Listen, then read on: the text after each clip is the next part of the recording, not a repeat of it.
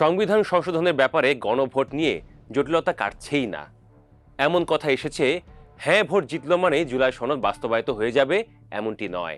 প্রশ্ন উঠছে, না ভোট হারল মানেই হ্যাঁ ভোটে আধিপত্য মানতেই হবে কিনা।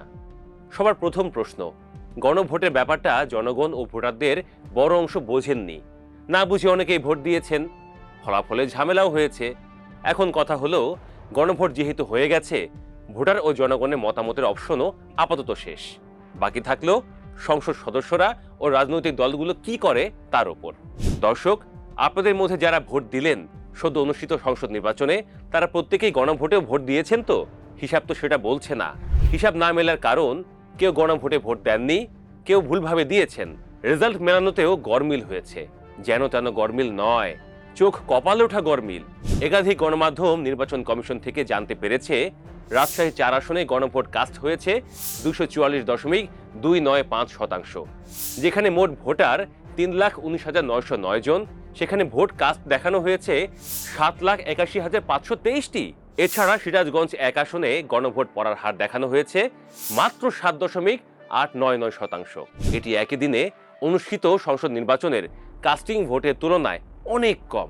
সংসদ নির্বাচনে এই আসনে ভোট পড়েছে 60.83%। একাধিক আসনে এমন হয়েছে যেটি সংশোধন করছে নির্বাচন কমিশন, কয়েকটির সমাধান হয়েছে, কয়েকটির হয়নি। কিন্তু দর্শক, আপনার কি পরিষ্কার ধারণা থেকে গণভোট দিয়েছেন তো? সংসদ নির্বাচনে যেখানে অন্যের কথা শুনে লোকজন ভোট দেন, সেখানে গণভোটের মতো কঠিন মারপ্যাঁচের ক্ষেত্রে তা আরো বেশি হবে বলে মনে হয় না আপনাদের? গণমাধ্যমগুলো নির্বাচন কাভারেজ তো সেটাই বলেছে। তবে গড় হিসাবে হ্যাঁ ভোট জিতে গেছে, এবার হবে বাকি খেলা।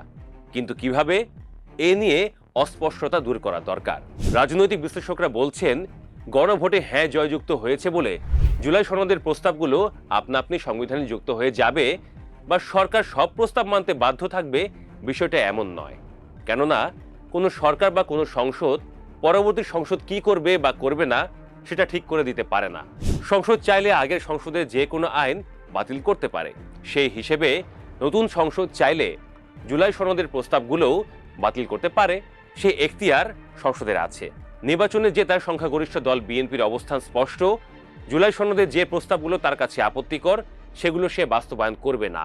জাতীয় ঐক্যমত্য কমিশনের সহসভাপতি আলী রিয়াজ গতকালও বলেছেন যে, জুলাই সনদের উপর গণভোটে হ্যাঁ ভোটের বিজয় একটি গণরায়। জনগণের প্রতিনিধি হিসেবে এটির বাস্তবায়নের দায় সব রাজনৈতিক দলের উপরই বর্তায়। এখন সংখ্যাগরিষ্ঠতার জোরে বিএনপি যদি সবগুলো প্রস্তাব নাকচ করে দেয়, তাহলে গত 1.5 বছর ধরে আলোচিত সংস্কার শব্দটি মুখ থুবড়ে পড়বে। কিন্তু বিএনপি তো জুলাই সনদে সইকারী দল, তার আপত্তি পুরো সনদে নয়।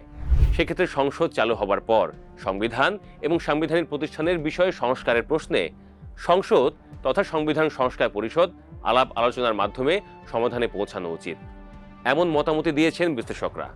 দর্শক, আপনারা নিশ্চয়ই জানেন, জুলাই সনদে সই করেনি জাতীয় পার্টি এবং একাধিক বাম দল নিয়ে গঠিত গণতান্ত্রিক যুক্ত ফ্রন্ট।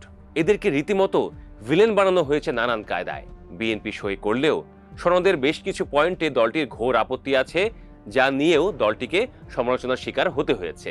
গণতান্ত্রিক বিশ্বাস থেকে যদি মুক্তিযুদ্ধের সময়ে মানবতা বিরোধী অপরাধে অভিযুক্ত রাজনৈতিক দল এদেশে রাজনীতি ও নির্বাচন করতে পারে, তাহলে জুলাই সনদের দ্বিমত ও ভিন্নমত জানানোর অধিকারও নিশ্চয়ই অন্যদের আছে।